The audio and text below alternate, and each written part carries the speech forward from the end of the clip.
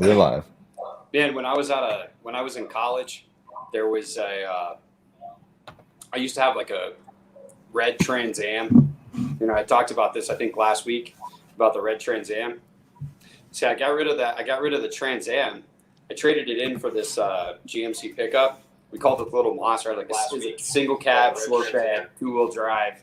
Had a 6-inch lift on it, big mud tires. We called it the Little Monster. And the guy, when I traded it in at the credit union, the guy was actually driving it back to the lot, like in downtown Phoenix or whatever. Actually wrecked the Trans Am as he was taking it back, dude. It totally Trans Am. What? Yeah. Whenever when I worked at the cemetery, I used to manage a cemetery for like a couple years. And so that makes so much sense. I would have to lock the gates at night, and then I would also have to unlock them early in the morning. And we'd be coming home drunk, like 2 o'clock in the morning, because we left at 9. So we'd stop by there, and I would lock the gates on our way to the bar, like all dressed up. We're going to clubs, man. Like we went to the bar. Then on the way home, we'd cruise through there, plowed, basically, unlock all the gates.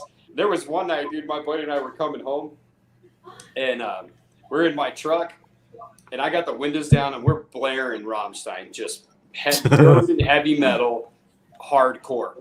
And we're driving through there, unlocking all the gates. There's a bunch of kids inside there, and they all had they were partying at one of their friends' graves, man. Oh, wow. Birthday or something. They climbed the fence and stuff, and we're just cruising around yelling, dude, listening to heavy metal. We get over there, and I'm like, oh, God, because I'm the manager, dude. It's 2:30 in the morning. I'm like, sorry, guys. And they're like, no, dude, that was pretty badass. Like, how often do you get to be in a cemetery, dude, at 2 o'clock in the morning and some dude rolls around just blaring heavy metal? Oh shit! All right, dude. Well, we got our viewers in here, man. We got 35 people watching right now. Hey, everybody! Welcome to the Moose and TD's Brew and Barbecue Show. I am your host, Moose, accompanied here by my good friend TD from TD's Brew and Barbecue. Tonight we have a very special guest. We got Joe from Smokin Joe's Pib Barbecue joining us. TD, you want to say hi? Hey, what's up, guys? Thanks, Joe, for joining us, man. It's going to be great, man. It's going to be pretty exciting. You're actually the closest guest we've had to me. Yeah, that's true. Yeah, I mean, yeah, dude. I mean, it's you're in Texas. It's kind of weird because you're in Texas, but you're actually west of me and south. I'm actually further. I'm probably what? Yeah, because he's in the bottom part of Texas where it comes down under New Mexico. Yeah, that's cool, dude. Yeah, so you're in Lovington, or where are you at? What's that? Where exactly are you at? Lovington. Yeah, I thought so. Yeah, Lovington, man. Up here in Llano Estacado, man. Very nice. That's awesome, dude. Hey, well, yeah, Joe, thanks for joining us tonight, man. Why don't you go ahead and introduce yourself? Tell us who you are, what you do. Tell us a little bit about yourself. Introduce to our guests that maybe don't know you. Yeah, well, first off, thanks for having me. I've watched your show a couple of times, and it's always a blast. TD, I think I saw you on Cooking with CJ's hot seat as well. Yeah, and, speaking of blasted. Yeah. Dude, I got to tell you, when I went on that show, because they were taking super shots, and it was crazier back then. Yeah, dude. TD, you were talking about your younger years, and how crazy things were. That show early on, when I got on, it was shot after shot after shot, and then people started. We're like, we need to charge more for this. Yeah. But thanks again for having me. I've had my YouTube channel now for about 2.5 years almost, and it started off with just as a, hey, let's see what happens with this, and I don't even want to. I can't even stand to watch my first video. It's horrible. We are all there. But again, it's just started off as a, hey, let's see what happens with this, and it turned into this. I never imagined that it would turn into where I'm at today. But born and raised in El Paso, Texas, as TD mentioned earlier. Early on, we all did our little barbecues at home, and you overcook a steak, and that was good back then. And I think I fell in love with barbecuing pretty early. Well, early meaning like in my early 20s, right. Just early for a lot of people because you don't see a whole lot of. I mean, there's a lot of younger people now starting YouTube, but back then that was early for me. And you invite your friends over, and they're like, "Man, this is good," and so you start cooking bigger meats and challenging yourself. And yeah, this is what I do, man. I got a full-time job. I know a lot of people say, "Man, do you even work?" Because I'm like, "Yeah, I work. I got a full-time job that pays the bills." Yeah, you got to have that still. Yeah, you got to have that, man. And again, this is just my, it's a good hobby. My wife one time called me a hobby jumper because I did bowling and I got into guns and racing cars and flying a drone and just all sorts of crazy stuff, and this is where this one has really stuck around the longest for me. So it's kind of like dating, you date different girls and then you find that one. This is the one. I have no idea what that's like. Well, dude, I tell you, it's working. It's worked out for you sticking with this hobby because, your YouTube channel has grown substantially. 2 years, like 37,000 subscribers is amazing. Like people would kill to have those numbers. So let's say hi to all the people in here. What? Can I say hi to one person in particular yes, first? Go ahead. Yes, dude, go ahead. My boy Casey. My boy Case Nuts. I told that story. This is the dude in the passenger seat right here, dude. Oh shit. This is the guy. That's funny, bro. Man. Good old Case Nuts, man. Back then, they had there was these drinks that came out. They were called Sparks. Did you guys ever see those? Yes, I remember Sparks. Oh my god, they tasted atrocious, dude. Horrible, like Four Locos, terrible. But, yeah, dude, they were serious, and that's what we were drinking, dude. Just smack every day on the way over the bar. You leave the bar 15 minutes early so you can grab the Circle K. Yep. Pick one up, dude, and drive home. Until everybody started dying from drinking too many Four Locos and shit. And those it had it was like an energy drink but with alcohol, right? Yeah, it was it was almost like an energy drink with a shot of Everclear in a 16-ounce Yes, can. dude, it was horrible. It was absolutely horrible. But anyway, so we got Alex Bear, we got Madwood Barbecue, Ryan Ramirez in the house. Misty's here. Hi, Misty. We got Frack Daddy Barbecue, Carol Long, Blevin from West Coast Cajun Cuisine. Blevin's on the show next week. So Blevin's gonna be joining us next Wednesday. If I can, we can get him off Call of Duty for 5 minutes. We got Bobby Catton. We got Jerry Luna in the house. Daddy Dutch Kent, what's up, brother? Let's see. Tom's Food Factory. Jen Ramirez, aka Not My Wife. Brian from Valley Smokin. Chicken Fried Barbecue. Tom's Food Factory. I think I said that one. Bookum Dano Grills. I think if ever there's other people watching, but we don't know you're here if you don't comment. So if you want to say something, if you guys want to ask a question, just comment it. And we're seeing all the comments on here, and I'm also monitoring them on a different computer. So you might not see other people's comments like YouTube and Facebook, but we see everything from everyone. So we will address. My wife is in here. Your wife's in here? Yep. Oh yeah, there she is. She just waved. So, all right, dude. Well, shoot. Let's get into it.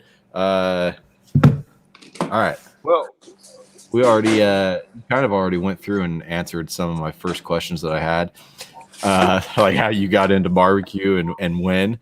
I kind of answered it, but I will say that the very first time that I competed was at a fajita cook-off contest, and that's kind of where the light bulb turned on.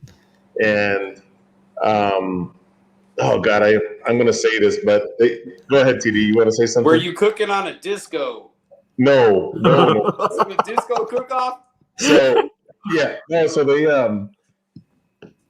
they didn't let you kind of pre-marinate your meat, but I still took my pre-marinated fajita meat, okay? And so I kind of did the old switcheroo when they were looking. So I did cheat. But I ended up winning that contest, and that's the secret. Yeah, the secret. This is I'm not kidding you. This was probably 25, 26 years ago. Okay, and You know, I ended up winning all this gift certificate for all this meat from this meat market. So I went and bought briskets and pork butts, and you know, all that stuff back then was still kind of new to me. But then, you know, that's when I started really cooking. I was like, man, maybe I do have something, you know. But that's when it really, you know, that's when it really started getting pretty heavy, you know. On the, I got my Weber Smoky Mountain, and that was my first pit ever, and I, you know, I used it till it burned down, pretty much. Yeah, Nice. that's a great pit to start on, man. Oh yeah. So okay, all right. Well, you got started in this cooking fajitas, which Yeah. my my wife wanted me to ask you this question specifically. She wants to know. So, are you Mexican? Yeah, Hispanic. Okay. So she's Mexican. She wants to know, and I think I already know the question to this, because she considers herself Taco Bell Mexican. She says, so she wants to know if you are Taco Bell Mexican or street taco Mexican. Oh, I'm street taco Mexican. I thought so. Once you went over the fajita story. Yeah, no, like, is it acceptable to put ketchup on your tamale? no. Oh, Don't you Nobody in even, this area does. dude? That is ridiculous. That's like putting barbecue sauce on your brisket. No. I have done that for marketing purposes. Dude, Moose, this guy, wait. And everything's backwards, right? Yeah. This guy over here. Dude, okay, hear me out, bro. I'm telling you, ketchup on a tamale, there's something, it's not bad. It's not bad. I'm just saying, you know. To me, this is like using a Pueblo, Colorado chili instead of a Hatch. Yeah. It's not the same, bro. It's the same. Yeah, you know, the Taco Bell taco, man, that's like when you're single and you're at the grocery store and you buy the pre-made hard shell tacos and, you know, cheese. Have you heard that? Have you heard that song? It's like white people taco night. Have you heard that one? It was on TikTok. We're making taco shells from. No, okay, I won't sing That's it. hilarious. But, all right. Well, now that we got that out of the way, she wanted me to ask that. But let me ask you a question. The barbecue community on social media is amazing, right? It's epic. Everybody in this community is just like, dude, honestly, I can't think of another group or community that I've been in where everybody is so supportive of each other, except on Facebook. People on barbecue groups on Facebook are dicks. I don't know why, but they are.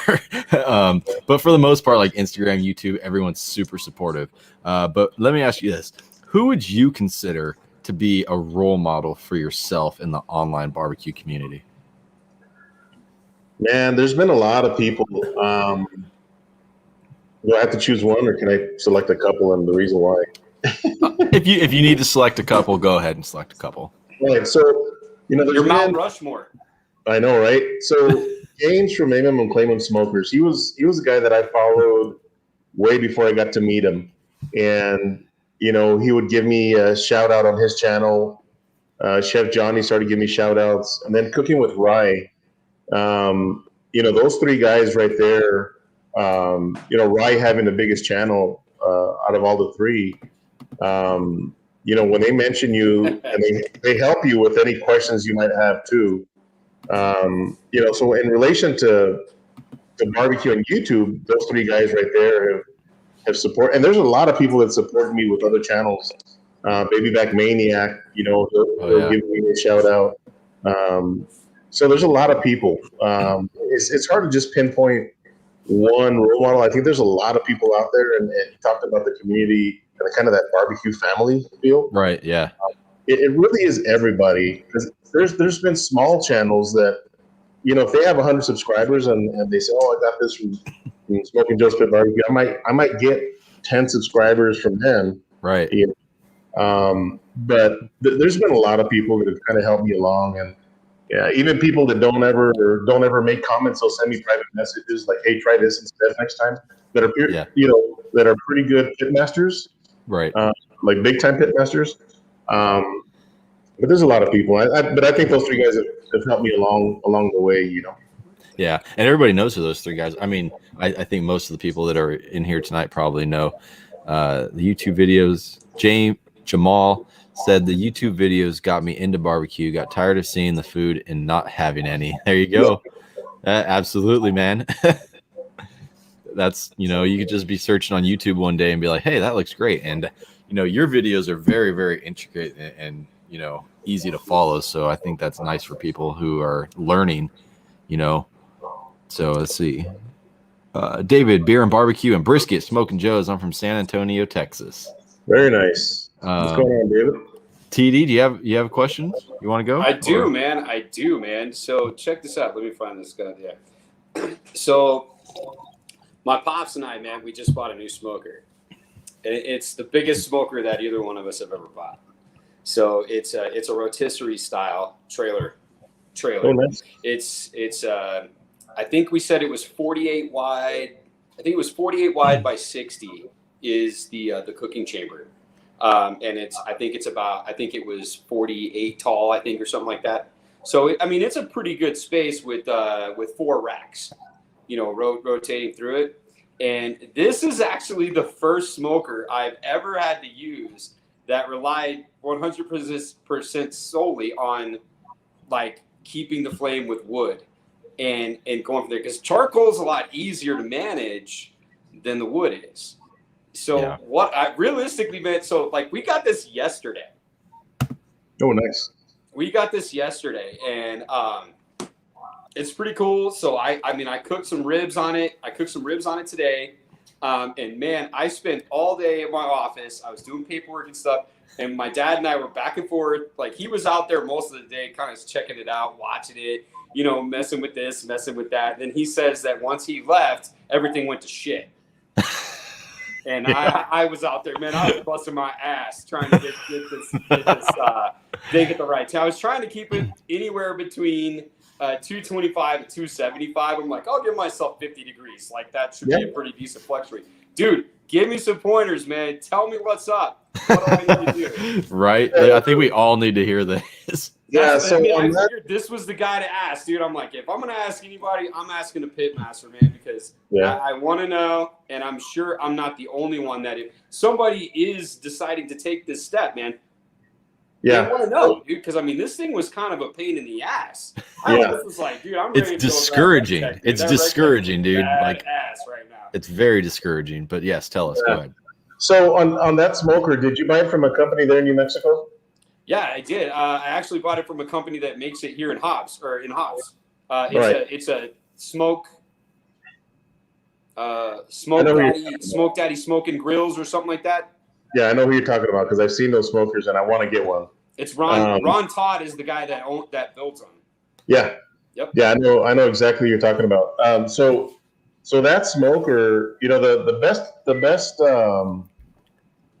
I guess recommendations I could give you is when you start that fire pit, start it with some charcoal. I recommend that everybody starts their pits offsets with some kind of charcoal. You have that constant, steady temperature, right, coming out the charcoal. Then lay 2 splits of wood, and those 2 splits of wood is going to start warming up that chamber. I'm sure you have gauges in there somewhere. Get it to where you want it, 250, 275. You're going to cook at 275. Pick a temperature and shoot for that temperature. If it's 275, adjust your vents. Start playing with your vents, your intake vents, and wait till you get to 275. Now, you're going to overshoot it a little bit, but that's when you start adjusting your intake down a little bit, and it'll stay at that 275. The beautiful thing about that smoker is that every smoker is going to have a hot spot. I don't care if you have a charcoal grill or a pellet smoker or an offset, because those things are rotating. Mm-hmm. You are just cooking as evenly as possible. A lot of your big barbecue restaurants, for example, there's a guy up in Colorado, GQ Barbecue. He has smokers in his restaurant, and they're rotisseries, and those things cook amazing. They're consistent. They cook evenly. But the thing is, like, you threw in the rack of ribs and you just got it yesterday. So I would just throw wood in there and play with your temperatures. Don't put any food in there. So just say, okay, I'm gonna go for 275. I need to open the intake a little bit more because you want a higher temperature, you want more airflow. Right. And once you get to 275, say, okay, well, now I'm going to try to get to 250. Close your intake down, let it go, until you hit 250, and then challenge yourself to hit 225. Right. And once you find that sweet spot, you can mark your intakes down. That if you wanted to, kind of like on a Weber kettle, where you kind of adjust the intake. But every day is different, man. You have one thing about barbecue is that every day has a different temperature, pressure, humidity levels, all of that stuff. It changes. Like here in El Paso, I'm at 3,800 feet above sea level. But if the temperatures are right, and you type this into a calculator, sometimes I could be 500 feet above sea level, depending on what the weather is outside. So, but challenge yourself, load it up with wood, and try to find that 275, then down to 250, and then down to 225 if you want to challenge yourself a little bit more. But don't cook any food until you dial that thing in. Dude, you don't even know what I cooked today, bro. We cooked about 20 brats. And I cooked the whole chicken, and I cooked a rack of ribs. So, like, this is the new smoker, man. Yeah, that's it. Yeah, that's it, man. And it's got a flat top above the firebox. You open it up, dude, and you can use it like as a Blackstone. What? Like they're pretty badass. Yeah, that's a small one. You should see some of the big ones. I know, dude. This is number 249. This is number 240. But this was my ribs when I was done. Very nice. They look good.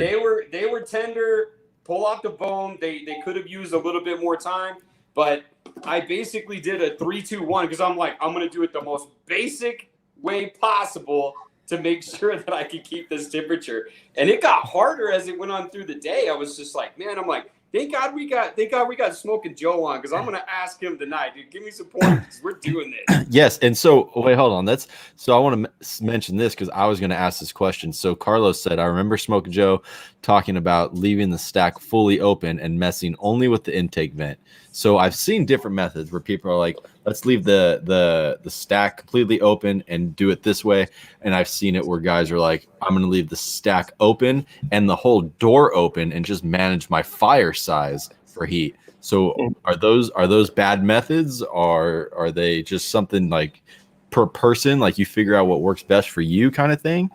Yeah, smoking and the intake and the exhaust, specifically the exhaust, I like to smoke with my exhaust fully open, okay, and control the temperature with the intake. So that way you get that smoke out of there, get it in and get it out. And you're cycling for that. But like those puzzles where you start at one spot, but there's 5 ways that you can get to the finish line. That's kind of like smoking. There's going to be some guys that say run your stack halfway open and run your intakes halfway open, or run them equally. I'm the guy that likes to smoke with my exhaust 100% open. Even on my gateway drum, I leave it 100% of the way open and adjust my airflow through the intakes. Because without the intake is really what's giving you that temperature. Your exhaust, you're holding back some of that smoke. So it's not going to backdraft on you, but it'll kind of pile up right down the exhaust a little bit. And see, that's where the experienced pitmaster comes in, because you can do certain things by closing the exhaust. If you want a hot spot on the left side, like by your stack, close it down, and it's going to get hotter on that side than on the intake. Because again, the heat is just bunching up. It's jamming up right there at the exhaust.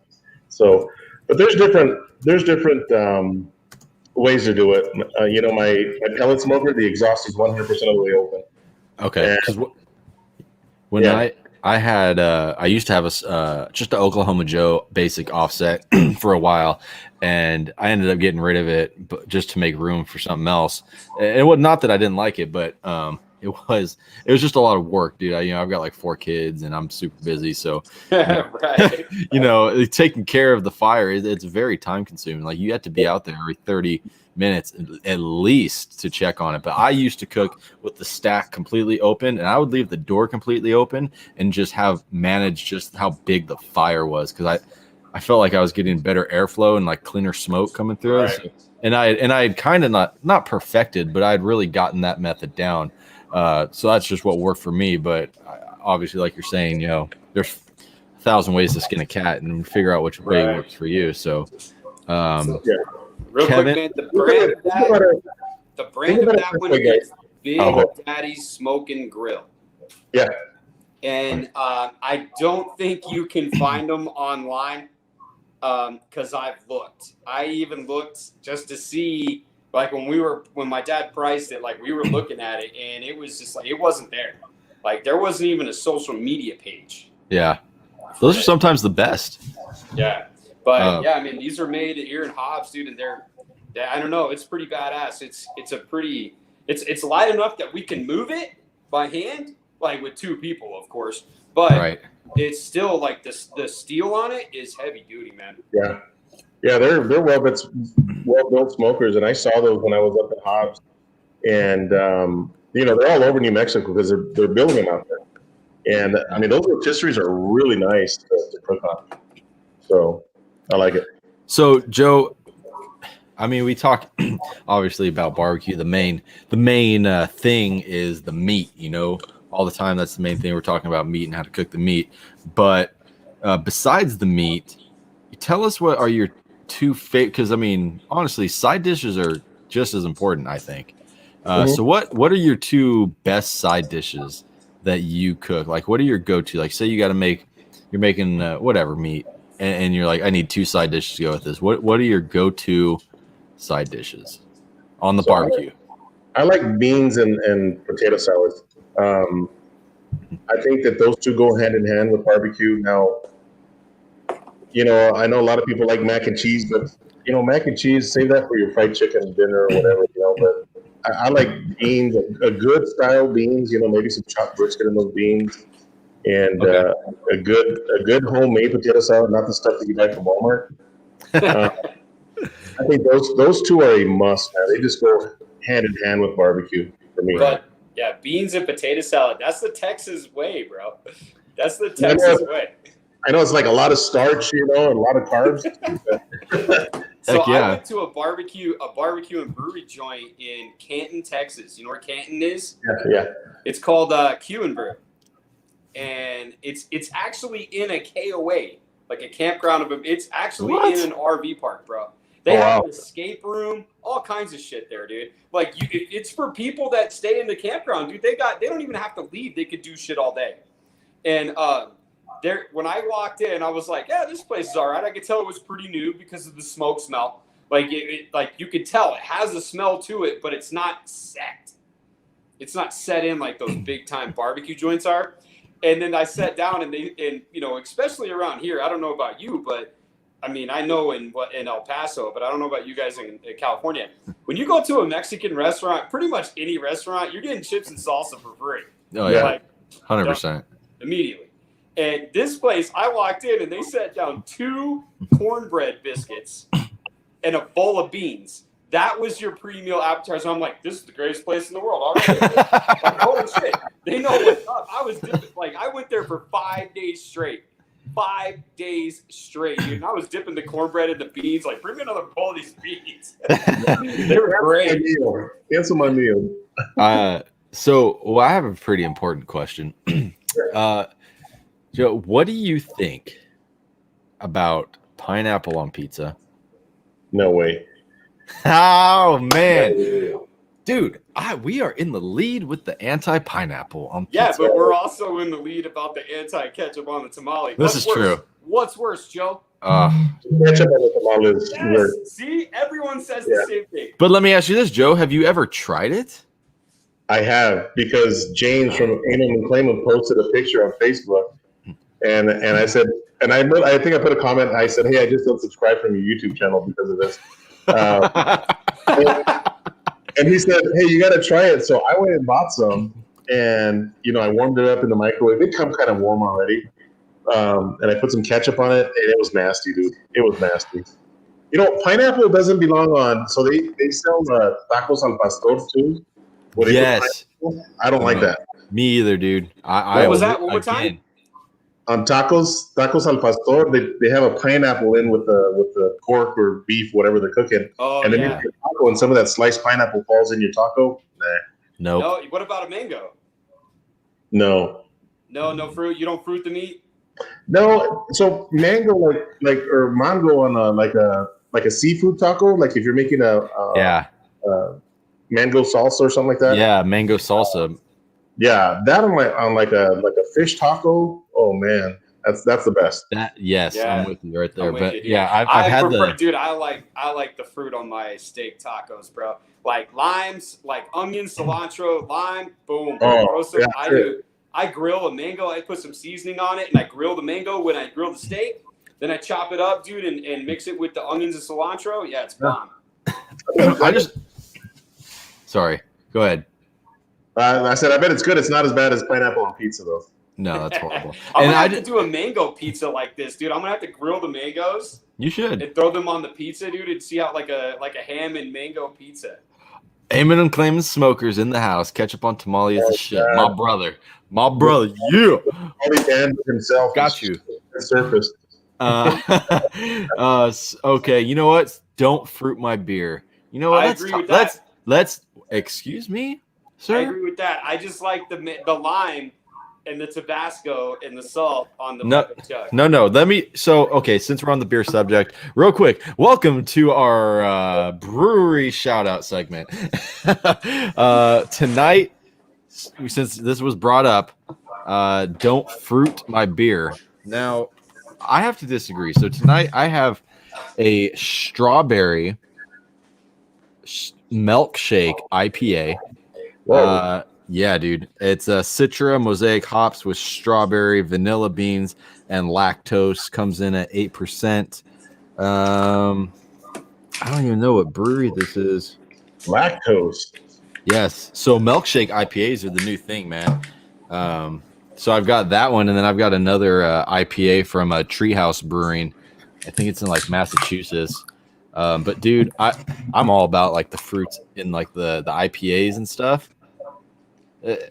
I mean, you can't beat it, man. It's amazing. So you like your orange on your Blue Moon and stuff? I don't drink Blue Moon. No, I'm not down with that. Okay, yeah, I don't even drink. Dude, I've moved on so far from the main. I mean, don't get me wrong.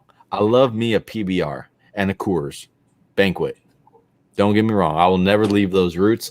But I've moved on definitely to the. We're IPA snobs, dude. I am an IPA snob. I'm a stout snob, and I'm proud of it. You know, I'll gladly spend $5 to $10 on a 16-ounce can to have something that try once and never try it again, dude. Like I don't, and I'll sit there and I'll sip it like a douchebag and be like, yeah, this is a little too fruity, and I taste pine. I taste pine on the nose. Yeah, that's me. I'm a douchebag. With the hints of the cone in the back. Yeah, that's me. Not even knowing what the hell I'm talking about. I'm just bullshitting the whole freaking time. But yeah, fruit my beer. Not put fruits in it, but like when it's being made. Right, Go ahead. I'm cool with the brewer in the beer. Yeah. Yeah. Fruit my beer. What are you drinking, TD? I'm repping New Mexico tonight, man. As much as I don't want to right now. Yeah, I'm repping New Mexico. I got the Marble Brewing Company Desert Fog. This guy, it's not particularly hard to find here in New Mexico. But when you do find it, there's probably only about 2 or 3 6-packs there to begin with. So it's always gone. So, and then you're like, oh, I find it. Then you buy 1 6-pack because that's all that's left. Because it's a hazy IPA. Man, it's weighing in at 12 ounces, clocks in at 6.8. It's got a, oh man, hold on. I got to read it here. It says, Dear Diary, she has a hazy glow resembling a beautiful accumulation of an early morning fog kissed by orange juice, a huge southwestern desert sunrise, and smells of pineapple and grapefruit. It is probably my favorite hazy IPA ever. I'm down with that, dude. You sent me that beer. It's a really good beer. That beer is solid. What do you drink? What do you got tonight, man? You were drinking something a little different. Yeah. So one of my coworkers, he is high on this stuff, and I'm like, dude, really? I said, do you lift your pinky when you drink that stuff? So don't hate. Yeah. And earlier, when you were holding your glass, and saying that next time hold your pinky up like this. I think it'll go good with that. Oh, I hope Chuck isn't watching, dude. I hope Chuck's flavor trade is not watching. Oh, right. He's the pinky man. Ranch water, and this is my first time ever having it. I've had a couple tonight. This is one of 3 that they make, and I'm liking it. I've had 2 beers, or I don't even know what they call these hard seltzers, I guess. But I'm feeling pretty good. It's good stuff. Nice. I think I saw one the other. I think they have a jalapeno lime one I saw the other day too. Yeah, well, when I went to get these today, there's a bunch of people making ranch waters, but these are like the OGs, I guess, the ranch water. Dude, that's got to be a Texas thing. I've never heard of this. It's actually a mixed drink. It's tequila, lime, and Topo Chico. That's what it is. It sounds good. That's what it is in the can. Yeah. Okay. That's exactly what it is. TD, what time is it? It's game show time, man. I just want to say, if you guys were here last week, doesn't TD's mic sound a million? Doesn't he just sound like a million times better tonight? Isn't it awesome? We figured out the problem. Dr. Dre. Someone called Dr. Dre because these things suck. Hey, I just want to mention that my wife's stepbrother is family members with Dr. Dre's son or something. I don't know, dude. I met I need a new pair of Beats. I met Dr. Dre's son at my brother-in-law's wedding. That's all I want to say. Tell him I need a new pair of Beats. All right. What time is it? It's game show time. Are you guys ready? Let me pull up my cue cards here. Let me get my teleprompter up.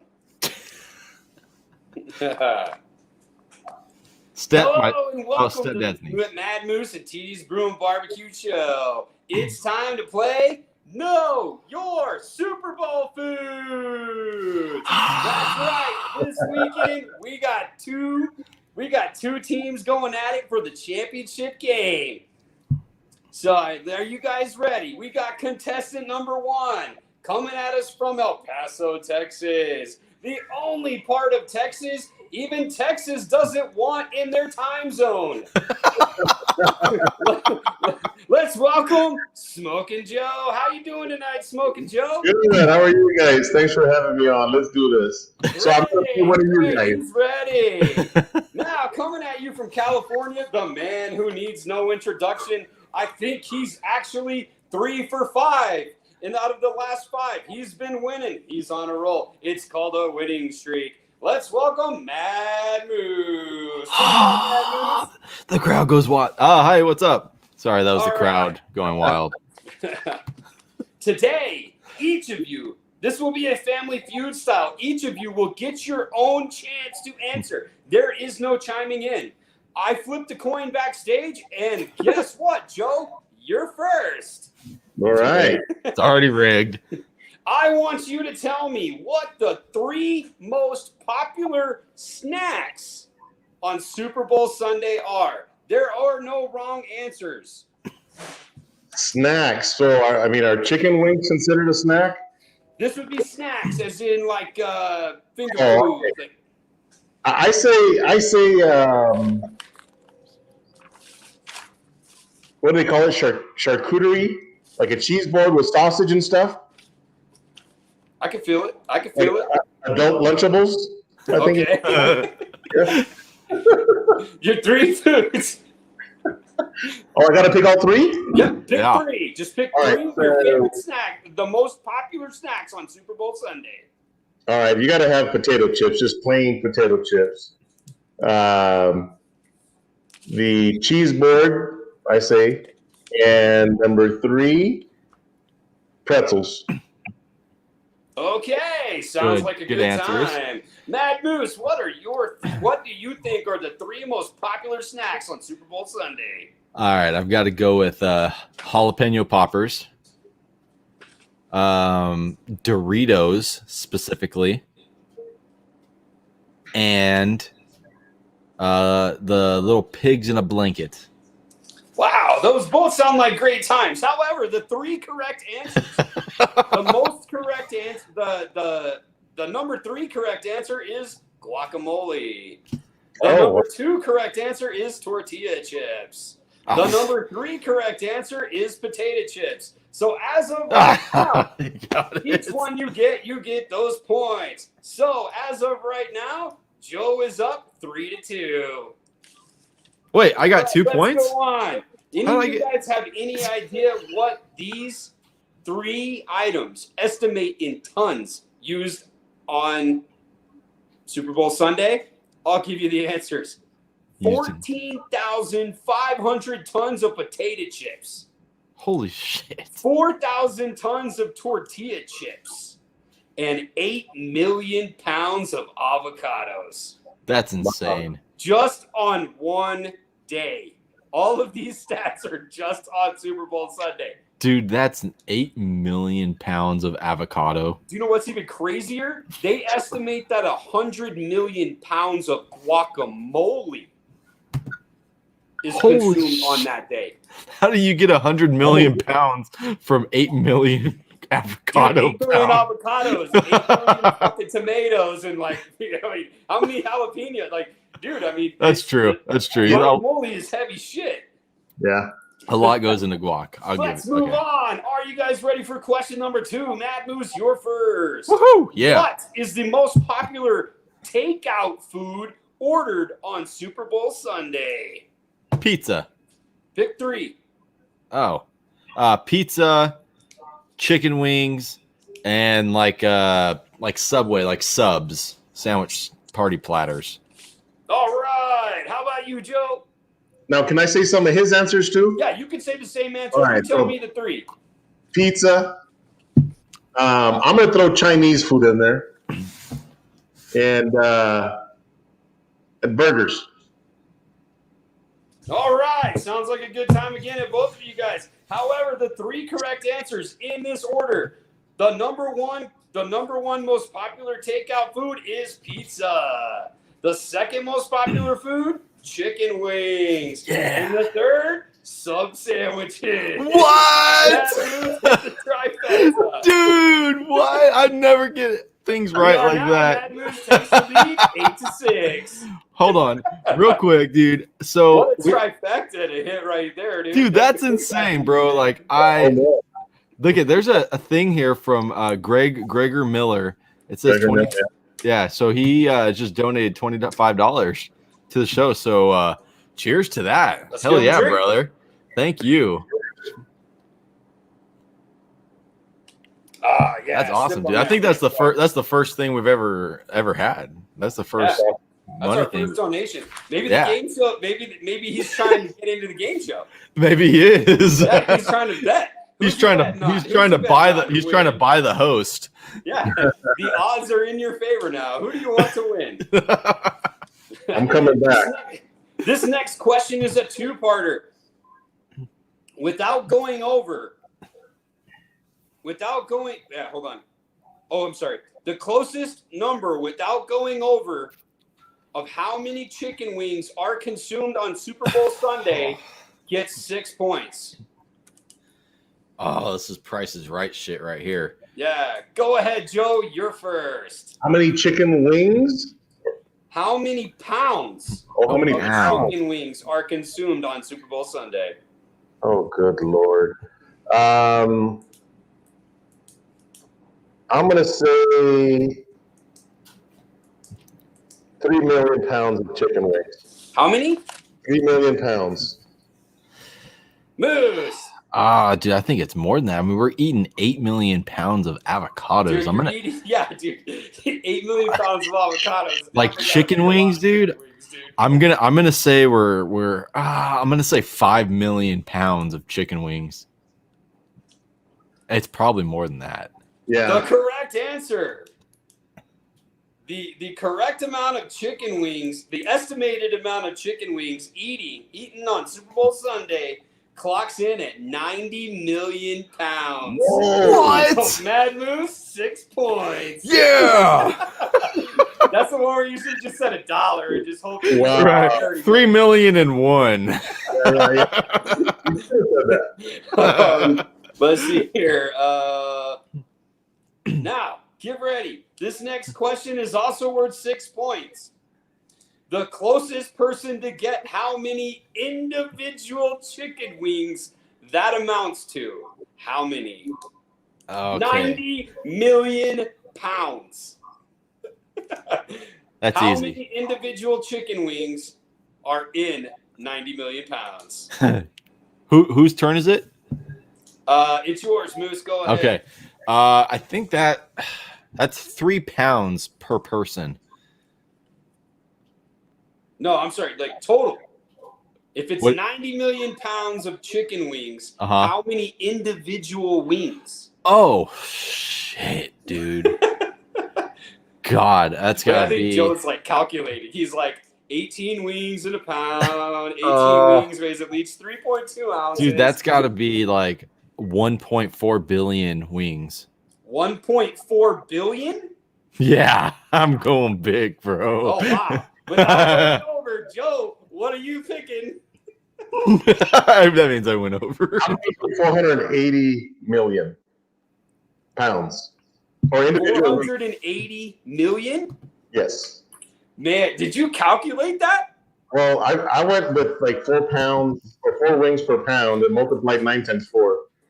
And kind of came up with that number. Oh, dude, most impressive. That is incorrect. The correct answer is 450 million. You were close, but you went over. Oh, poor guy. I'm going to give you 6 points for that one, though. That's pretty close. That's pretty stellar, dude. You gave 30 million chicken wings. Wow. That's pretty close. I give it to him. That's like a needle in a haystack, dude. You came within 30 million chicken wings. Because it was like 4 wings in a pound. Man, that's impressive, dude. Super impressive. I was pretty wrong. Tell me, what are the 3 best dipping sauces for wing, or the 3 most popular dipping sauces for wings on Super Bowl Sunday in order? Is it his turn? Joe, it is your turn. I say ranch.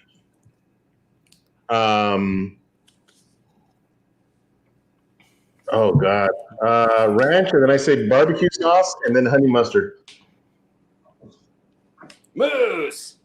Okay, I'm gonna say ranch, and then I'm gonna say blue cheese. But I also want to just mention that if you put blue cheese on your wings, there's something wrong with you.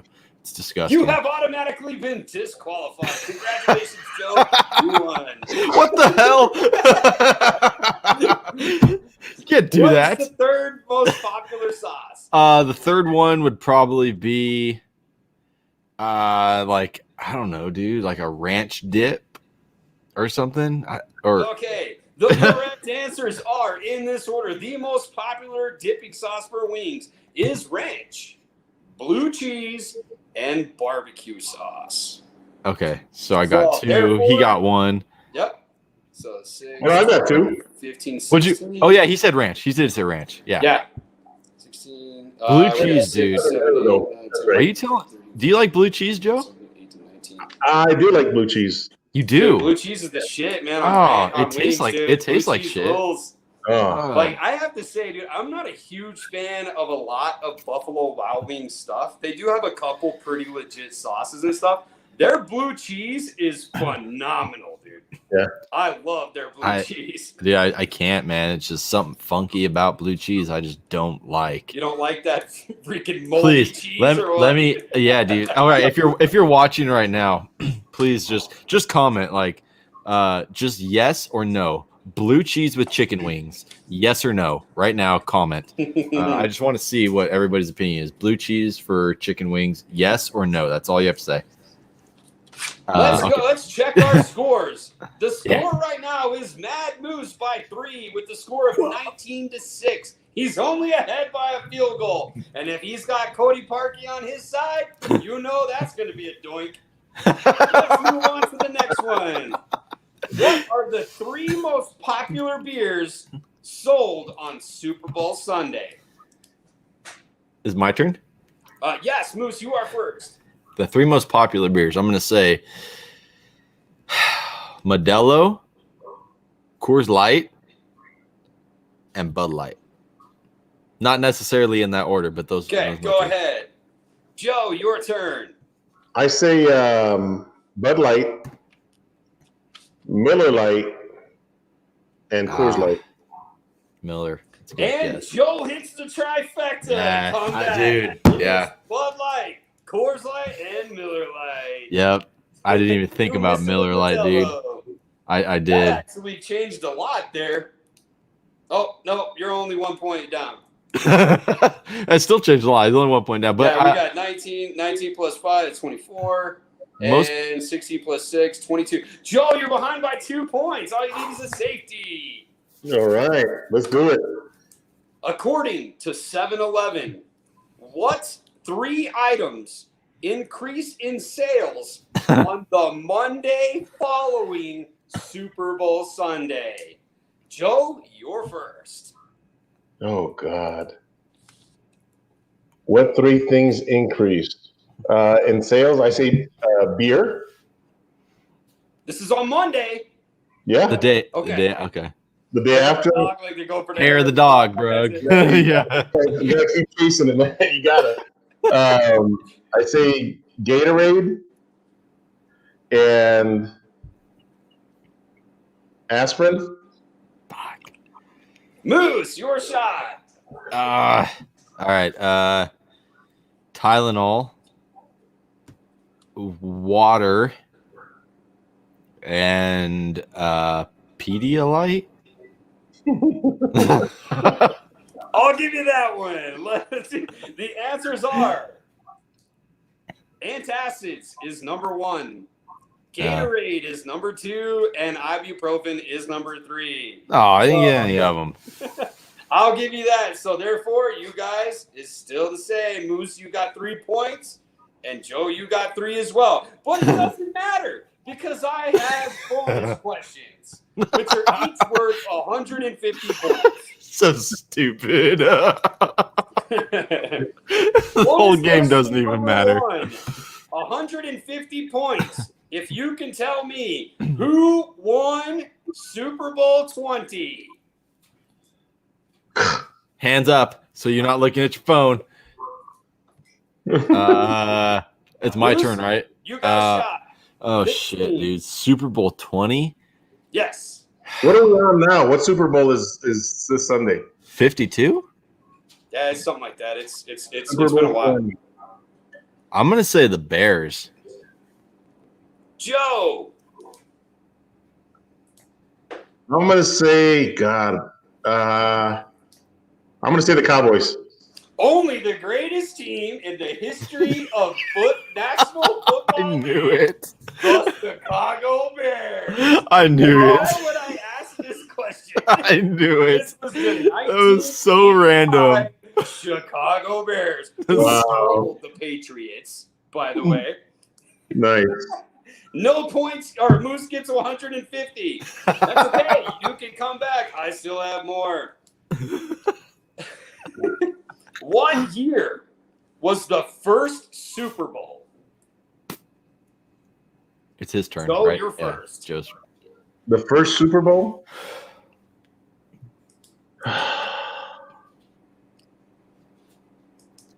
Oh, God, I don't know. Let me see.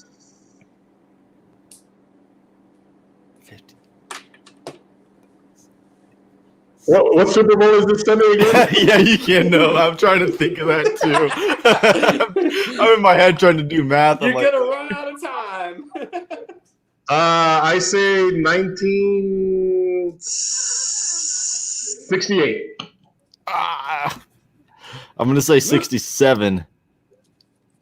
Oh my gosh, Moose, you are correct. It was 1967. Yes! I was pretty impressed, Joe. You were there, dude. You were close. You were 1 year off. Oh my goodness. Okay, Moose, you have taken a commanding lead of 304 points. Can you mute him so he doesn't answer? What? Can you mute him so he's late on his answer and don't try to? I've already tried that and I got in trouble.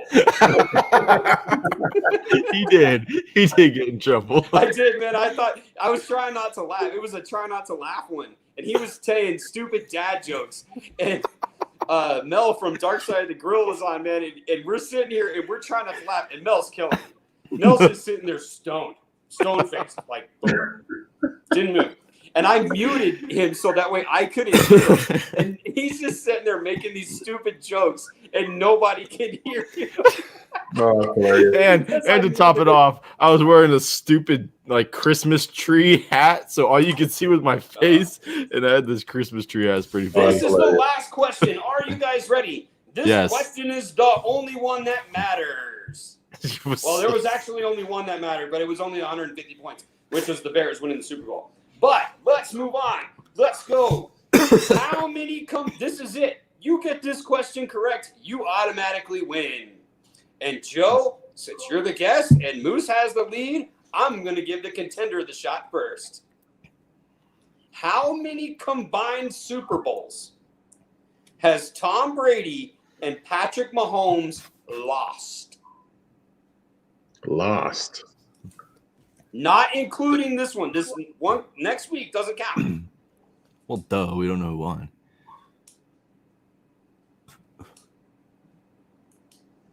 Oh, lost? Go ahead, Joe. You're first.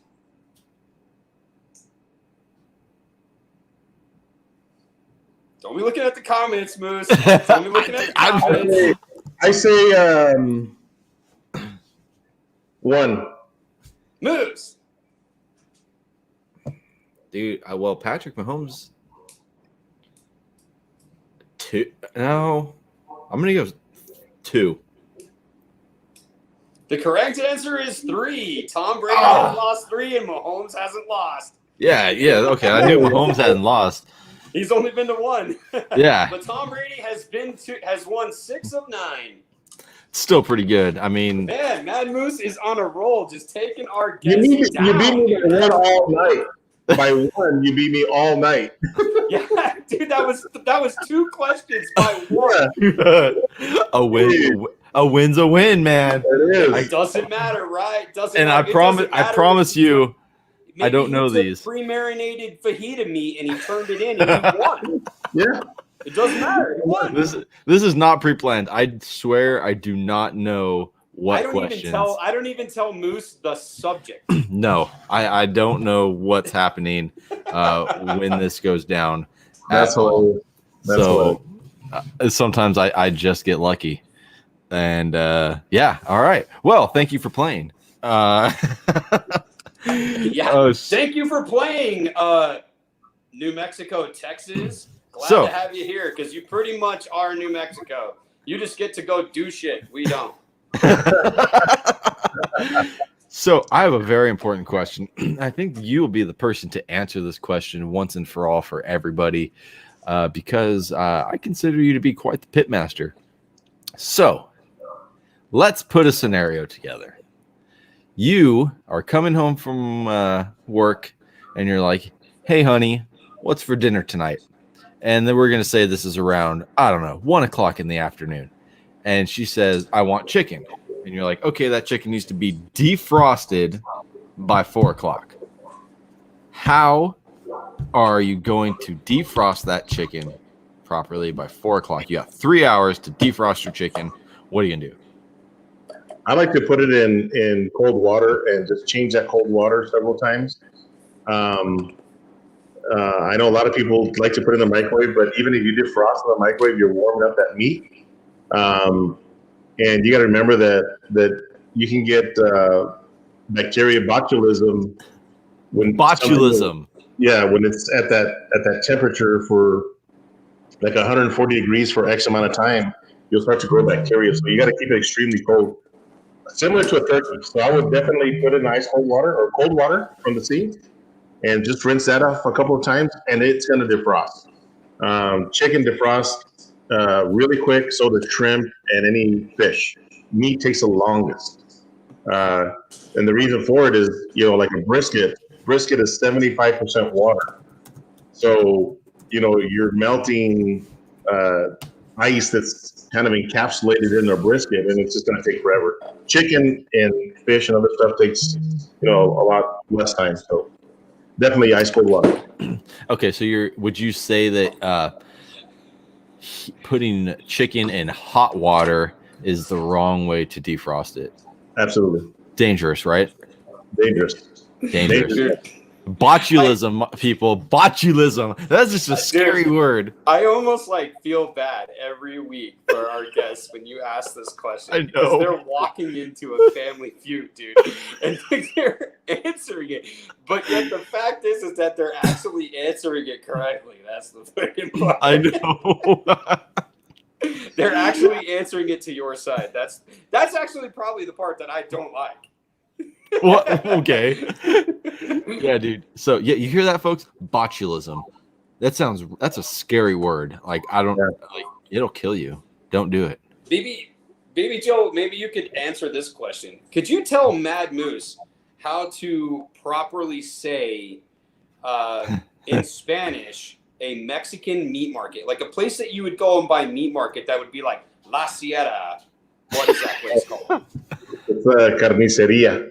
Oh, that's what I said. Carne. What is the carne thing they sell? What is that? That's meat. Carne what? What do you mean? What can you buy? Can you buy carne what? Carne asada, something like that? Oh yeah. Carne What's it asada. called? Carne asada. See? That's what I said. No, dude, you're off. A carniceria. Okay, we'll move on. Let's go. Carniceria. Yeah. Wait, hold on. And one last chicken question. Can you say carniceria, Moose? Carniceria? Carniceria. And what do you buy at the carniceria? Is it okay? Well, let me ask you this: is it almond or almond? Almond. Hey, Texas people don't know anything. You don't have almond. Again, dude, you are correct on that, dude. We are both correct on that. You were not wrong, and I'm not wrong. I'm not right, and you're not right. I mean, we are both correct. Technically, the United States is actually a country, one of the only countries that actually call it an almond. Everyone else is. How do you say the real popular Mexican beer? I think it's a lager. It starts with the letter T. Tecate. How do you say it, Luis? Tecate. Okay, that's good. That's pretty damn good, bro. Oh, dude, let me tell you this. My wife is full Mexican. I'm half Mexican. My mom speaks Spanish. So I mean, like I played soccer. Okay, I hung out with the Chicanos. But you're also listening to a guy say carniceria because he knows about Mexican food by putting ketchup on his fucking tamales. I can't roll my R's, man. Come on, give me a break. All right, so hang on. Let's fix this once and for all. Moose, say carne, and then like Syria. There you go. Now join them together. Carne Syria. There you go. That's a lot. I know Spanish, motherfuckers. Let me ask you this real quick, Joe. We get off the chicken subject, but I just want to make sure. What would you tell people that say that they need to wash their chicken before they cook it? No. Why? Well, because you're splattering that bacteria all over your sink and you can't see it.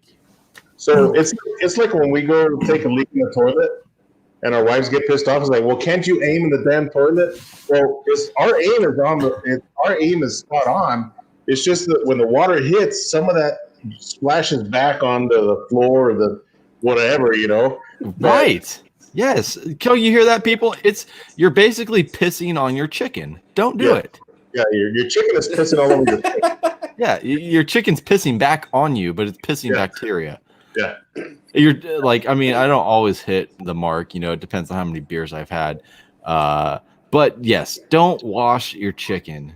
For the love of God, I don't understand. And I think it's an older generation thing, dude. Honestly, like it really is. And like, oh, my mommy did it back in 1960. Well, yeah, grandma was wrong. Sorry.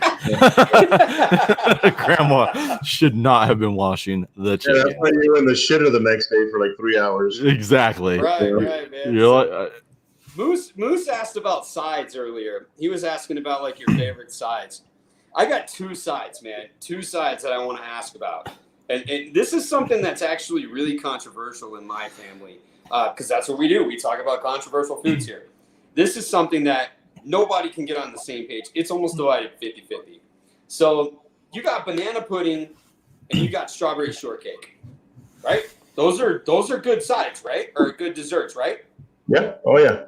Yeah, okay. So what is the correct kind of cake to use in a strawberry shortcake? Like a sponge cake or a pound cake or something like that? You would like just a cake, like a homemade cake. Like you can buy those little bowl looking ones and just fill it up. That's cool. That's nasty. I don't like strawberry shortcakes. I mean, I'm a banana pudding kind of guy. So. Well, then let's talk about banana pudding, man. Yeah. But by the way, the correct way to make a strawberry shortcake is to use Bisquick biscuits, add a little sugar, cut them in half. My wife does this, man. My wife does this. It's killer. And she takes fresh strawberries, which real fresh strawberries to me are kind of sour. And I don't like a lot of real sour stuff. Like I don't like blackberries and raspberries and stuff. But, dude, the real strawberries, she puts sugar on them. My mom does this too. Put sugar on them, let them set for a couple hours. It kind of makes like that frozen strawberry kind of stuff. Anyways, put that on there with a scoop of ice cream. Put the top on there. Put the strawberries on top. Ready whip, bro. It's all day. Cool Whip, but no, dude, no, not Cool Whip, dude. Cool Whip's better. Cool Whip's Real better than. shit. There you go. Call it their angel cake. That's what they call it. Right, angel food cake. Yeah, okay, that's what you meant, like the sponge cake kind of thing. Right, Carlos also said that you should just sit when you pee. Yeah. TD already does. Oh, sorry. I've been thinking about this crazy invention, okay? And I mean, my subscribers that are watching on my channel, forgive me, but I've been really thinking about making this thing, and it's called a nut hammock. And the nut hammock would go on you would put your toilet lid down, and it would have two hooks that would go on the outside. This is fucking epic already. It would go on the outside of the toilet lid, and on the center, it would have like a chin strap, like on a football helmet. And that's for your nuts? Yes, because some toilet bowls, the water level inside of that toilet bowl is too high, so like they're like the loafers are floating around the water. So. Dude, so I seriously, I'm curious here because I'm actually kind of faced with this dilemma right now since I've heard this. I mean, if you want to, after the show, we can get together and we can discuss actually making this fucking happen. The only problem is that the only person I know that could make such a contraption would be my grandma. So I would actually have to ask my grandma to make a nut hammock. I'm not sure. We could reach out to the NFL. I mean, TV, you're a Chicago Bear fan, and we could put the Chicago Bears logo on your nut hammock, and and we could sell accessories. We can sell a hook that goes next to the toilet, and when you're done with it, you can hang it there. Yeah. Oh my god, dude. Okay. But, have you? Dude, okay, that's great. Now let's talk about your. No, hold on, wait. But just real quick, have you seen that invention that they made? It's like a nut jacuzzi, where it's like this little thing, and it's like a mini jacuzzi, and you literally like put your nuts in it. It's a jacuzzi. Yes, it's an actual thing. I don't know why, but it's an actual thing. Can you send me the link for that? Dude, it's got little jets and everything. I don't know where the fuck they can get that for their friend. It's a nut jacuzzi. I swear to God, it's a real thing. Yeah, 6 months from now, you're gonna see it. I'm gonna buy it. Buy one get one free on QVC or something like that. Dude, I will promote that every day on all my social media. I need to be an ambassador, influencer. Whatever, dude. I mean, you could be our test dummy. We'll have I'm fucking down, dude. Bowl, and you can drop your trousers and show us how it works. God, please no. Nobody needs to see that. Toilet bowl watching this. I mean, it'll be epic. Yes, Carlos, it's a testacuzzi. I seriously, that's all I can see, dude, is someone setting up on Shark Tank like this is for your balls. Right. Oh, it's testacuzzi. That's what it's called. It's called a testacuzzi. It's actually called something badass. Yes, it's called a testacuzzi. Thank you, Carlos. Oh shit, dude. All right, man. Funny. We gotta get back, man.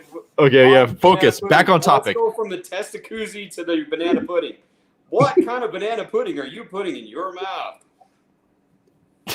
What? How did you? Why does that keep popping up? How do you make your banana pudding, man? What's the best banana pudding? Is it made with instant pudding, or is it made with cook and serve? I don't make banana pudding, but it would be probably like a pre-made banana pudding, and throw some fresh bananas in there, whipped cream, and then maybe some kind of like a crumbled up granola bar on the top of it or something. No wafer, man. Yeah, vanilla wafer. Yeah, that's for sure. There you go. Yeah, dude, you gotta have a lot of those vanilla wafers. Ice cold. Yes, see, you're on it, man. Yeah, And that's exactly don't let the what vanilla wafers get coffee either. The vanilla wafer's got to be nice and crunchy too. Yeah, dude. Like, yeah, you gotta have the extra vanilla wafer. The extra, I call them vanilla wafers, but they're actually vanilla wafers on the side, so you can actually put them in each bowl, right? There you go. Yep, I'm with you on that, dude. Moose, it's dude, your show. Sorry, I'm trying to keep up with the comments, dude. We have a lot of interaction. Dude, with you're doing great. Tonight. But just real quick, everybody that's watching so if you can't see other people's comments and you're like, what the hell are they talking about? Testicuzis.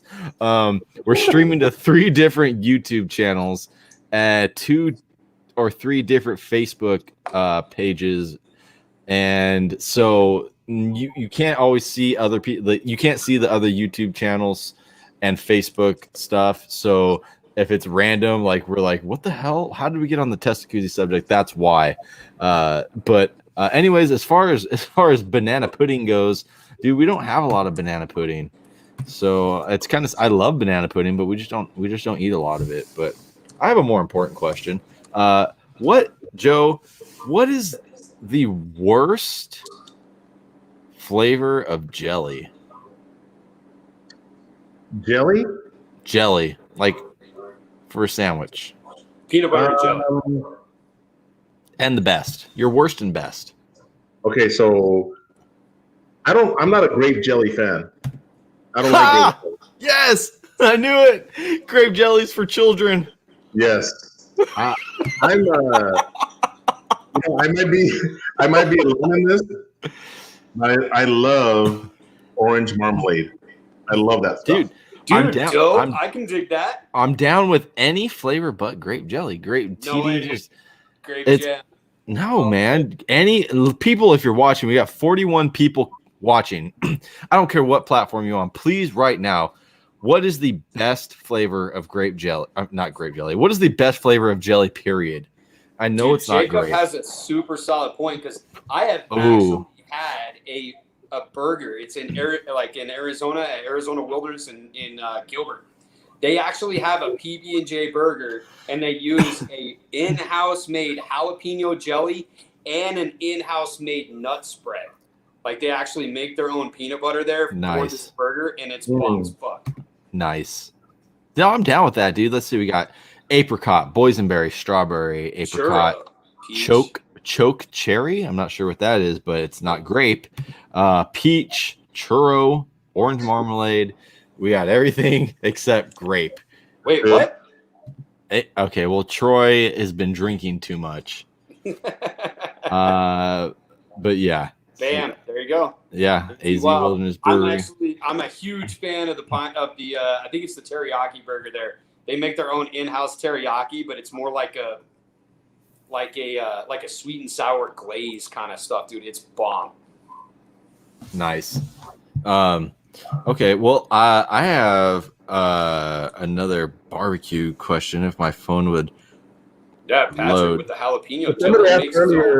Somebody asked earlier, corn or flour tortillas for tacos. Oh yes, that was my wife. So we were having this discussion earlier. She said that it's very different in Texas. Her mom is from Texas. She's a Tejano. She's from it starts with the M. McAllen. Her mom's from McAllen, Texas. So she said it's different over there. So tell me, flour or corn tortillas for tacos? Well, here in my area in El Paso, it's corn tortilla. But you get down in the valley, McAllen and Brownsville, they're flour tortillas. So when you go to a taco place to have a breakfast taco, you can get fajita tacos. It comes in a flour tortilla. Okay. So Taco Cabana, I don't know if you guys have Taco Cabanas. Fuck yeah, dude. We don't. Their tacos are. But I love Taco Cabana, dude. Yeah, their tacos are all flour. Always. But authentic is corn. I think Tex-Mex is flour. Okay. So for me around here, it's pretty much all corn. If you go to any taco place and you order 4 carne asada tacos, you're gonna get corn, but I prefer flour personally. I love flour tortillas. Dude, so check this out. So like here, same thing like what Joe says, man. I mean, it's no different in El Paso. We're what, 300 miles, if that, or not even that. No. Are we even 300 miles apart? I don't even know. Probably 3 hours, dude. So probably 3 hours. 250 miles, maybe. Yeah. And everybody serves it here with corn. You go to a taco truck, you get tacos. They're 2 corn tortillas per taco, just so that way it holds up all the meat they stack on them. Which is great. Have you had the fajita tacos from, I think it's Rosa's in Hobbs? Yeah, hell yeah. Dude, those fajitas with queso, the chicken ones with queso and rice are bomb, dude. Dude, that place is savage. Like, I can't wait to go back to Hobbs again to eat there again, and oh man, dude, I'll meet you there, man. I'll meet you there. I'm 20 miles, dude. I go to Hobbs daily almost. I'll meet you there, dude. Next time you come to my area, dude, you're gonna have to let me know. Yeah, absolutely. Dude, I found these ones. They're Mission. They're Mission street tacos. Oh yes. And they're small, but they're flour. And dude, they are perfect. If you throw them on the Blackstone and heat them up, they crisp up on the outside like a corn tortilla does, but they're nice and soft on the inside, man. Yes, those are my favorite tortillas. Every time I do street tacos, always those tortillas.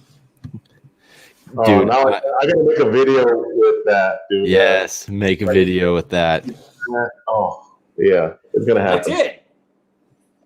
Oh, him. Joe's gonna make a video with that. You're gonna have to, man. Hey, dude, you're gonna have to grill up that mango. Joe, so let me ask you a barbecue question. Sure. So what is this is usually different, and we usually get the same answer, but what is your favorite meat to cook, and what is your favorite meat to eat? Brisket is my favorite meat to cook. Dude, I mean, that's it every time. Yeah. The consensus is set every guest. Every single guest, yes. Yeah, and then my favorite meat to eat, I would say beef cheeks, barbacoa. Yeah, dude. That stuff is savage, dude. Barbacoa. Yeah. Barbacoa. Yeah. I didn't know that was beef cheeks. Those are your favorite ones to eat. Yeah. Yes. Beef cheeks. And the brisket is your favorite to cook? Yeah, smoked beef cheeks are the best. I've never had that, dude. I can't. I don't know where to find that. Dope. Nobody smokes it. Everybody just boils it in the oven and adds spices and stuff, or cooks it in the oven. But I smoke them. Yeah. What about lengua? Videos. Lengua's good too. Dude, to me, lengua. Every time I had lengua twice, and every time I had it from 2 different places, it was more just like a texture, like than it was a flavor. Like they both tasted identical, like kind of a bland flavor, but it was just something that was almost like a. I'm not like seriously. I don't mean this in any type of disrespectful way to anybody. It almost like a tofu. Like tofu tastes like whatever you cooked it with. Yeah, and that's what I thought lengua tasted like. Really? Yeah. Huh. I thought it had any time I've ever had lengua, I thought it always had a unique flavor. Joe, I gotta say, man, one thing that like when you mentioned the barbacoa, like the beef cheeks, like a lot of people outside of probably this area, barbacoa is a chuck roast. It's any type of grilled meat like that, and like pulled meat basically. Yeah. But for me, just like you, it's beef cheeks. Yeah. And dude, I season them up. I smoke them for about 2 hours, and I put them in a pan. Throw like a quarter of a beer in there, some hot sauce, some lime, some jalapenos. Cover them up, dude, and let them roll until they hit about 210. And then I let them rest, dude. And I started letting them rest. I started noticing they were really greasy. And I mean, a lot of barbacoa, like really, you get a burrito, man, and that barbacoa is starting to drip. So what I started doing, man, was I would let them rest until they cooled off, take them out of the covered and everything, and then take them out, put them in a Ziploc bag, refrigerate them overnight, and then I would heat them up on the Blackstone the next day. Dude, 90% of that grease all gone. Yeah. And it's just the most perfect meat ever. Yeah, it's kind of strong. A lot of people like beef cheek, I think is a strong meat. It's got a good, strong flavor, real beefy flavor. That'll turn off a lot of people, but I love it, man. And you know, you have the right condiments on it. You know, good pico de gallo or some hot salsas. Oh man, I gotta find this. Yeah, that's where I started with the mango, the grilled mango. Was that mango, cilantro, onion, done, right there. That's delicious. Joe, I gotta ask you this because there's so many different methods for this particular cut of meat. What is the best or your favorite go-to rib method? What temp, what time? Are you not cooking the temp and time? Are you just looking for tenderness and color? How do we cook the perfect rack of ribs? So you're talking about like pork ribs, like spare ribs? We were talking pork spare ribs. Yeah. Yeah. So I like to use my own version of SPG, which is salt, pepper, garlic, and paprika. And like good ingredients. Okay, don't buy the cheap pepper, like the table pepper. Buy a good coarse black pepper, a good granulated garlic, and I use a Spanish style paprika, so it's got a little bit more smokier flavor to it. Okay. And on all my videos, I leave it in the description box. That is my actual recipe, and I still have people buying bottles of this stuff from me. So I season them. I don't let them rest in the fridge. I season them right, like 30 minutes right before I put them in the smoker. Usually smoke them for 2 hours. Let them get a nice color. Let the bark set on the rib. Okay. And then you can cover it. And you know, for competitions, they'll put like some kind of liquid in there. Like I used a butter bath that I used to use for Victory Lane Barbecue, and it's got a lot of spices and butter and stuff. And that's competition. For home, you know, a lot of people put honey and sugar and all this other stuff. Right. Dude, I don't like to put anything in my wrap. Like nothing. Like wrap it in foil and let it go for about another hour and a half. And at that point, the temperature should be in that 200 degree area. So if your ribs are coming out with a lot of fat on them, you didn't smoke it long enough. You got to let that temperature on that rack of ribs get to above 200 degrees to get that fat to really start to render and melt off. If you don't, and you want to hold it at 200 for a little bit, you don't want to, hey, it's at 200, I'm going to pull them. No, that's the wrong thing to do. Let it run at 200 or so degrees and let that fat render a little bit. Probe it when it's nice and tender. You know, sauce them if you want to sauce them and pull them off, man. It's to me, ribs are super easy and they're so good. Yeah. But I don't cook them like a lot. I'm cooking a bunch this weekend for Super Bowl. In fact, I got like 20 racks of ribs that I'll be smoking. I'll be posting pictures on Instagram and stuff. Oh, nice. And all of the ribs will be done just as I mentioned to you. Now, all of my customers like barbecue sauce on them. Okay. I'm a no sauce guy. I like to eat them just like that.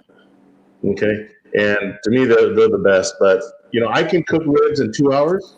And it'll be one of the best ribs that you've ever had.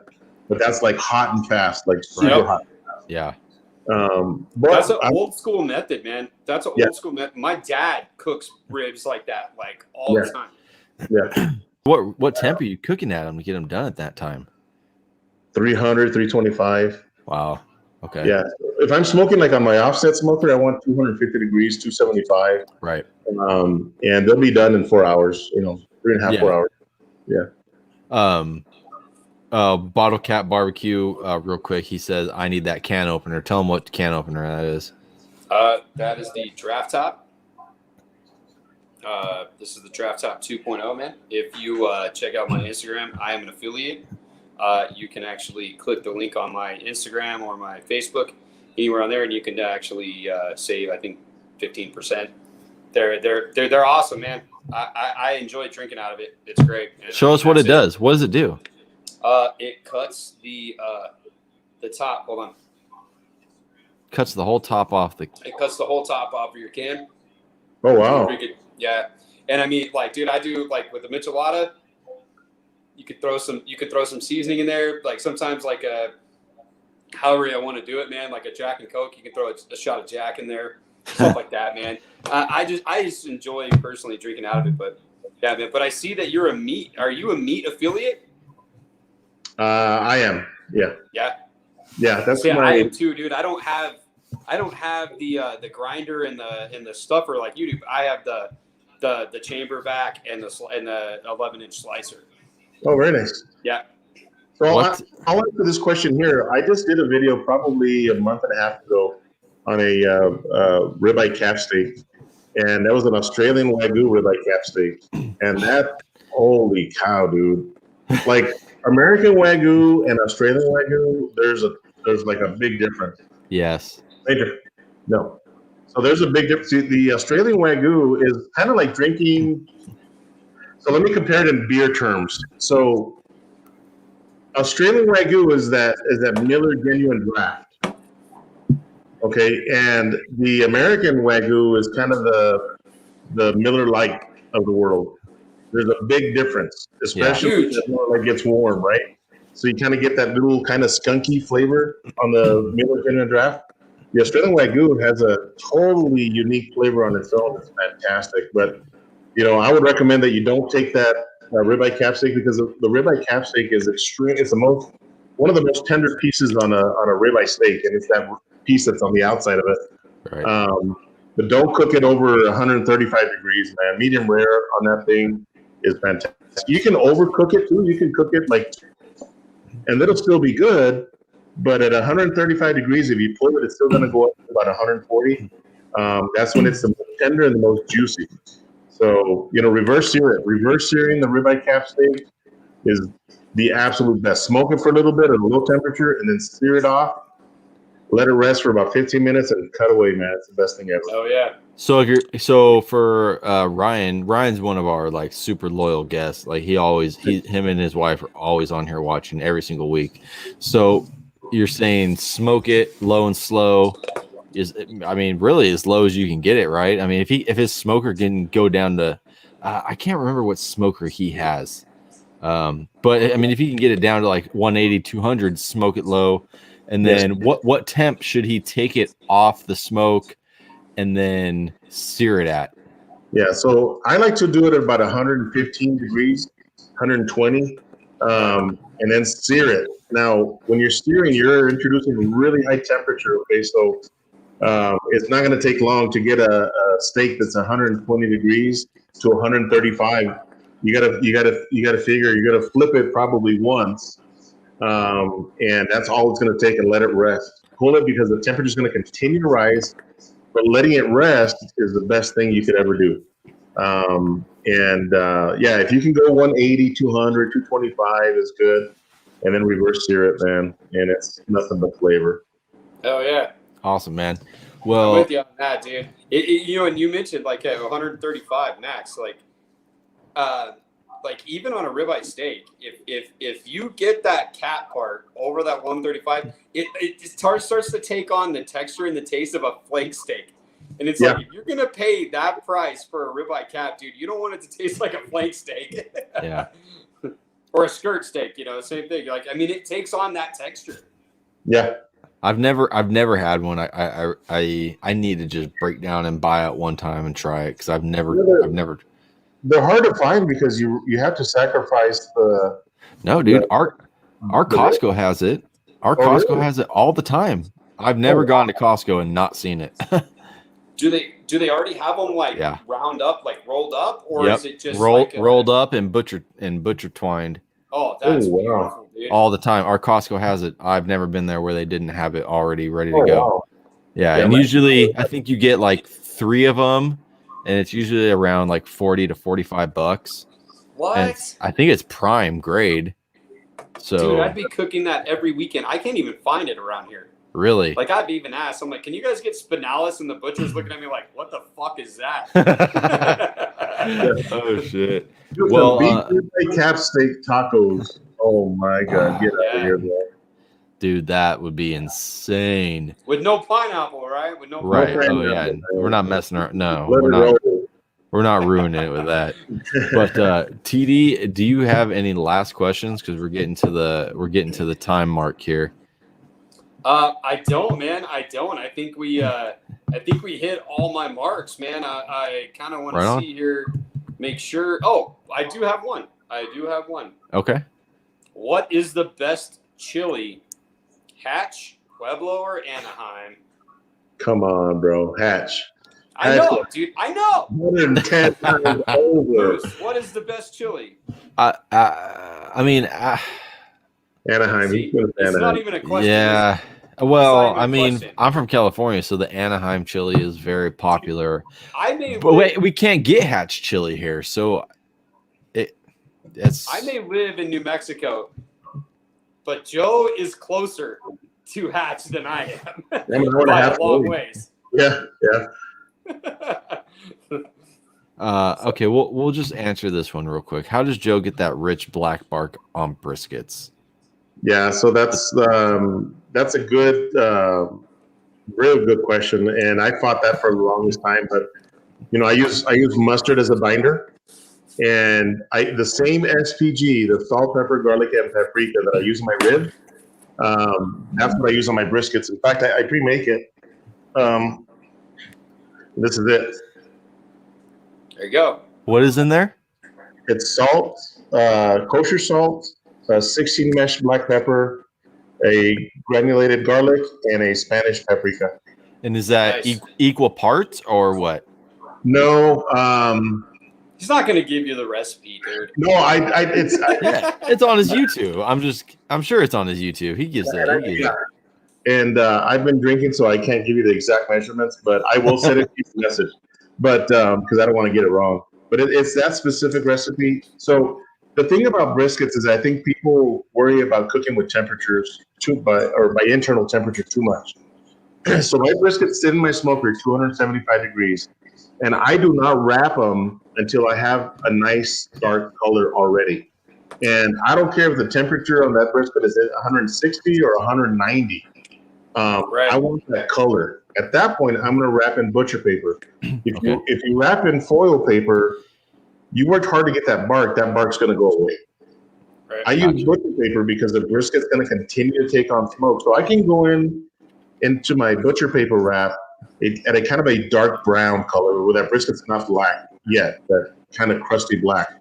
You wrap it in butcher paper for another 3 hours or until it's nice and tender, and the brisket just comes out that color. But it's don't worry about internal temperature. Internal temperature is important, but I don't worry about it when I'm cooking the brisket. I look by color, and I will take a measurement. Okay, I want to see what this brisket is probing at. Right. Most of the times it's in that 170, high 170s, and then I'll wrap it. That's how far along in the brisket cook I take it. A lot of people 150 and it's too early. 150 is too early. 160 is too early. Do you notice like how you said, like sometimes like even if it's at 180, do you notice that the bark on it starts to look like on the surface it kind of starts to look like it's about to dry out? Is that where it's almost getting that like between a bark and a burn? Yeah. Is that something that you notice and then that's when you wrap it? Because to be honest, dude, that's when I wrap my briskets when I can like basically thump it and it's like it's got that sound. I'm like, I know, and that's when I wrap them. Yeah, so I spritz a lot with apple cider vinegar and water, mix it 50-50. And if you take a shot of apple cider vinegar, it's probably the nastiest thing you've ever had. Dude, hold on. I eat apple cider vinegar gummy vitamins. You do. I love me some apple cider vinegar. You're so weird, dude. I know. Apple cider vinegar. And fucking gummy vitamins every night. But yeah, I'm with you. So yeah, don't hate. No, so spritz, you want to spritz often, but wait till that bark is set. Okay. You don't want to spritz too soon because, your brisket's the rub's gonna come off. So spritz when that rub is kind of hard on the surface of that brisket. Right about that time that it starts to kind of turn from a bark to a burnt. Exactly. Right, like where you can see that it kind of starts getting that silver color on the top. Is that what you're talking about? The surface is looking dry.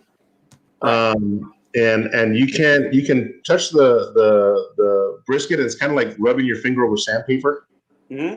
Kind of that gritty, but it's not coming off. Okay. Then at that point, wrap it. And I don't put anything in my wrap, but I just spritz it with apple cider vinegar and water and wrap it up in butcher paper and let it roll until it's nice and tender. Nice and tender, typically what temp? I've had them as low as, believe it or not, at 199 degrees. Yeah. And I've had some briskets go 208 degrees internal. Yeah. So every brisket's going to be different, man. And Right. you know, that's the beauty of smoking. Just when you think you mastered it, no. Yeah. I think that's a really good like advice. You know, I think everybody gets so stuck on like, oh my God, temperature, like internal temp, like, okay, 160, I have to wrap it. It's got to wrap. 203 degrees. Oh, it's done. I know it's done because it hit that temp. But I think that's really good for everyone that's watching, or, you know, that it's not always just about the internal temperature, because it's, you could be at those places and maybe every brisket's different, you know. So that's when you also go back to what he mentioned earlier about the steaks and the different beers. Like, yeah, you know, I mean, different briskets, it doesn't matter. Different briskets. Let me ask you this now that since we're on the subject of the briskets and stuff. Have you ever noticed? I actually heard this. It was on a previous podcast. When you go to pick out a brisket, like for like any type of competition or anything like that, do you ever notice that you pick out a left side brisket or a right side brisket? I don't look at that. In fact, I did a video on a left versus a right brisket. So people say that the left side brisket is more tender because the cows lay on their left side, you know, and they use the right side muscle because the brisket is the chest of the cow, right under the neck and onto the under the leg. So there was a big controversial argument online about left briskets versus right briskets. In fact, I spoke to a meat company, and this guy told me that there's a big barbecue place in Texas. He didn't want to tell me who it was, but he only wants left side briskets. So I did that comparison, and believe it or not, I believe the left side was more tender than the right side. Yeah, and I showed everything. And I went to Costco to buy these. These were prime briskets. And if you look at that video, both briskets look exactly the same, like angel wings. If you were to lay them side by side, the left and right, you know, it's like they just matched perfectly the same weight. When they were trimmed, they looked the same. Came from the same cow. Yeah, it looked like it came from the same cow. Yeah, the grains go opposite directions. Yeah. So like so if you're looking at the point to the flats and it goes to the right side, that's a left side brisket, right? Like something like that. It's a pretty weird thing. Yeah, I don't remember the exact. I'll look it up, but the left side was a little bit more tender, but it wasn't that big of a difference, you know? Right. Yeah. Well, that's just what I was curious, man. It just brought it up, and that's one of the questions that I had to ask that I didn't ask in the earlier segment. Yeah, when I buy them, I don't say, okay, well, I want to buy this left-handed brisket. Right. But here's the left. So here's the picture. Let's see if it comes up. There it is. Oh, nice. Yeah. So the left brisket there, if you're standing in front of it and the point is away from you, the decal is on the left side. So it curves to the right. You see that? Okay. So the right side, it curves to the left. Oh shit, dude! I didn't know that. That's awesome. You never heard that, Moose? I learned something new tonight. Yeah, dude, I've heard that a lot, and then like I didn't hear it for a long time. And then a podcast that I listened to, they talked about it. They did a full episode on it. It was the Grab 'em and the Brisket guys. Oh, okay. Did you listen to those guys, Joe? No. You know what? This video is a year old, and it's only got like 3,300 views, so it's not that popular. Yeah. But I did that comparison, Cook. Nice. I'm gonna have to check that one out, dude. I'm just straight up curiosity. But anyways, Matt, so we went over tonight. I told you the show goes like 75 minutes. We're at an hour and 40, but we had some great discussions tonight, man. Honestly, you threw some knowledge out there for our viewers and for me. I learned some stuff from you. So it was a great night. I want to thank everybody who was joined us tonight and watched the show and hung out. if you don't already know, TD and I both own barbecue sauce and rub companies. You can find my products at www.madmoosebarbecue.com. If you're not already subscribed to my YouTube channel, it's Mad Moose Barbecue. Follow us on Instagram and Facebook. Make sure you guys are following Joe down here at Smokin Joe's Pit Barbecue. So if you're not following him and you want to learn some great fundamentals about barbecue, he's got great videos, for anyone, just super detailed, easy to follow videos on like anything you can think of. So if you're not following him already, make sure you go follow Joe. TD, go ahead and say your goodbyes. Hey guys, TD with TD's Brew and Barbecue here. You check it out, tdsbrewandbarbecue.com, spell it out. Check us out, Facebook, Instagram, TikTok. It's all there. If you go to the website, you can click the links directly. YouTube as well. Don't have a huge following on YouTube. It's kind of the one that I try to put out, but it's the one that I always forget. Right. But anyways, we're here. We're all here. We're doing live. We're doing our thing, man. Check us out. Again, Joe, thanks for coming, man. I super appreciate it. And I swear, man, get up here. You better be calling me, man. We got, Absolutely. dude, you and I could cook in the Sanctuary of Satisfaction, man. That would be epic. That would be epic. I'm the only person that's ever cooked in the Sanctuary of Satisfaction. And There that's you what go. this is here, man. You got to come up. Let me know, man. There's some competitions around here coming up pretty soon, man. I'll follow you, dude. I may even ask you to send me a message and tell me which ones you're going to, because, man, I like to go around competitions, especially as a new barbecue company. Going around competitions Saturday morning before everybody starts saucing and everything else. Yeah. Like with my little red wagon and sling the sauce, bro. I mean, it There you works. go. Yeah, man, I would love to have you up here, man. We'll have some beers, hang out, maybe some ranch waters, There you go. Joe, you want to go ahead and give a little spiel, a little outro, if you will? Yeah, thanks again, guys. I mean, that was fun. The game show was hilarious, and that was a bunch of fun.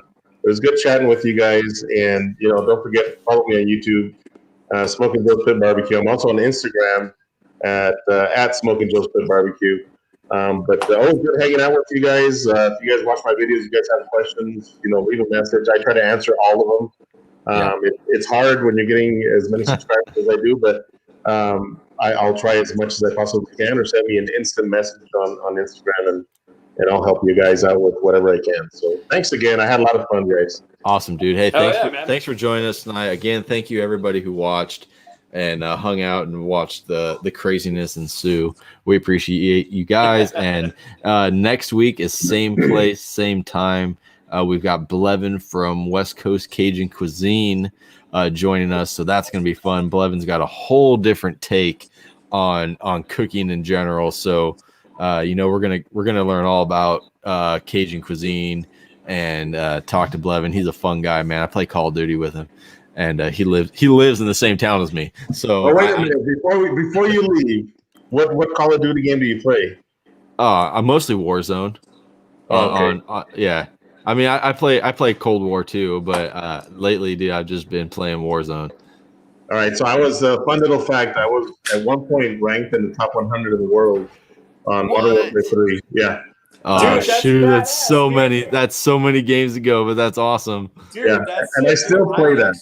Dude, I'm the same way, man. In Gears of War, top like 500 in the world, and then my team and I went to a Halo championship, and we got 17th. Wow. Nice. Wait, do you still play, Joe? Yeah. It's Al Patron is my gamer tag. Okay. Shut up! How did you get that one? I love the tequila, man. I'll message you my Activision ID. Awesome, But, man. Anyways, yeah, you, me, and Blevin will get down some Warzone, bro. I've got Oh, man. to take me, Let's dude. do it. I can't stand here much longer. All right, man. Peace Hey, out, guys. again, thank you, everybody. We'll see you next week. Thanks for joining us. Have a good night.